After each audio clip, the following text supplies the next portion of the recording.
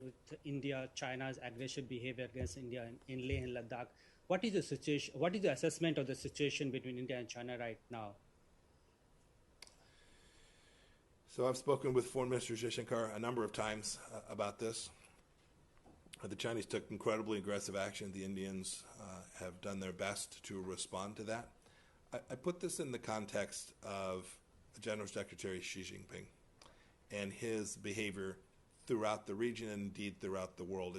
I don't think it's possible to look at that particular instance of Chinese Communist Party aggression in isolation. I think you need to put it in the larger context. When I was up here once before, we talked about the number of both maritime and boundary disputes that the Chinese Communist Party has engaged in. I think it's unequaled any place else in the world. There aren't many neighbors that can satisfactorily say that they know where their sovereignty ends and that the Chinese Communist Party will respect that sovereignty. That's certainly true now for the people of Bhutan as well. This is what the world must come together to respond to. This increasing revisionist effort that the Chinese Communist Party is engaged in is something that President Trump has taken incredibly seriously. The United States hadn't done that in previous administrations. We respond to this in a way that we think is appropriate, and we have attempted to communicate to the Chinese leadership that we are serious about this. When I say we, it's not just the United States.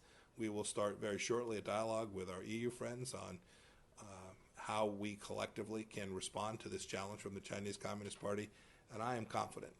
I'm confident that I think what's happened with the spread of this virus from Wuhan, China, I think the world has seen the true colors of the Chinese Communist Party, and I am convinced more than ever that the free peoples of the world will come to understand the threat that's presented, not only internally inside of China, but importantly that the impact that General Secretary Xi has on the world is not good for free peoples and democracy-loving peoples, and the world will come together to respond to that in a way that is powerful and important and will preserve sovereign nations operating under the rule of law in the way that we have all come